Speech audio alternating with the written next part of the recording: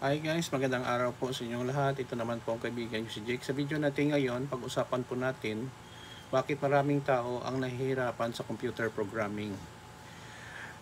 Sa akin guys na karanasan, kahit hindi sa computer programming guys, una-una guys, bakit may mga tao, no, or marami sila, or kaunti lang, ang nahihirapan sa computer programming. Katulad din ng ibang profession, dapat kasi hindi sila focus, wala silang interest, or napilitan lang sila kukunin ang course na may computer programming kasi in demand. Katulad ng information technology, computer science, information systems, or multimedia.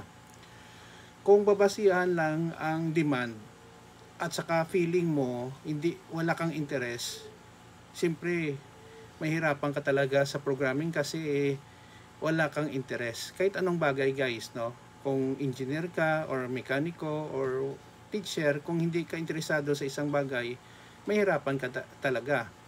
Pangalawang dahilan kung bakit maraming taong nahihirapan sa computer programming, kulang po sa practice.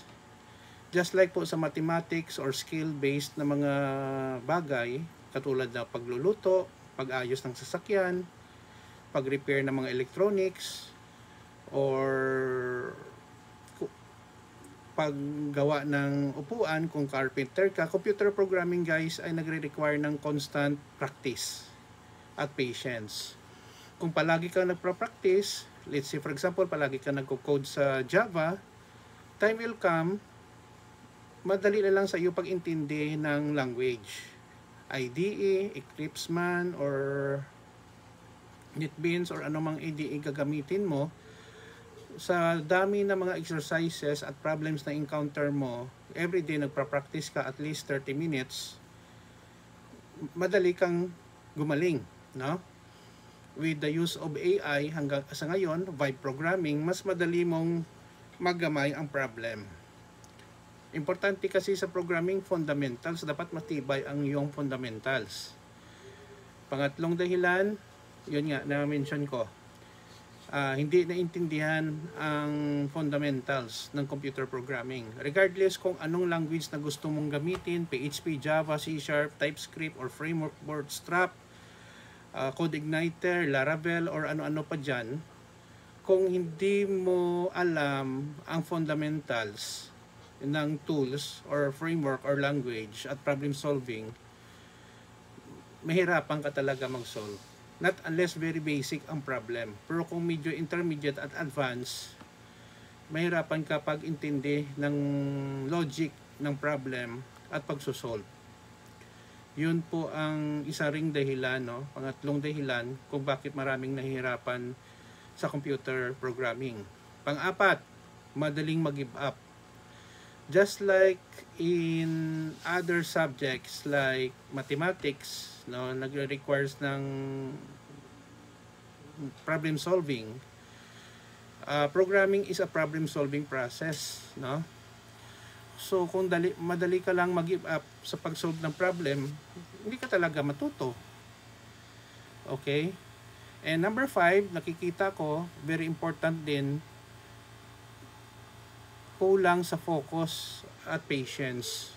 Learning a new skills just like how to bike, how to drive your car, especially in computer programming, nag-requires din ito ng patience at focus. Kung wala kang focus sa isang bagay, kahit may abilidad ka, hindi ka mag-progress ang skills mo. Kasi hindi ka hyper-focus sa ginagawa mo. Maraming pumapasok sa iyo. Let's say for example, gusto mo talagang matuto ng how to create a simple payroll program in C. Pero may pumapasok sa iyo ng mga isipan, gagawa ka muna ng mga password or games. Ano ba talaga? Gagawa ka pala ba ng payroll program or gagawa ka ng games? So dapat you understand what is your priority. Kung madali mong makalimutan, isulat mo sa papel. Gagawa ako ng simple payroll system using C language. Tatapusin mo yan kahit very simple, at least may output ka. Hindi mo kailangan na super ganda ang design.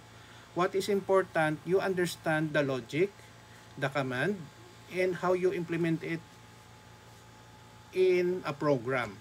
and test it very well. Yun lang po guys ang aking ma-advise kung paano natin ma-solve, no, or ma-improve ang ating programming skills din, no. At mga reason na bakit bakit may mga tao nahihirapan sa computer programming. Again, hindi lahat ng mga tao na kumukuha ng computer related courses ay gusto maging programmer. Iba sa kanila ay magaling sa computer graphics, design, networking, system analyst, and software testing, or ano-ano pa related sa computer data encoding, okay na rin yun. So, yun lang po guys, no? Kung may tanong kayo, pakilagay lang po sa comment section ng ating video. Thank you very much to all my followers here in Facebook. Kung bago lang kayo, paki-follow lang po, share, and follow me also in my YouTube channel, Jake Pomperada. Maraming salamat sa inyong time at panonood sa aking mga videos. Until then, kita-kita po tayo guys sa susunod na video. Ingat po tayo lagi.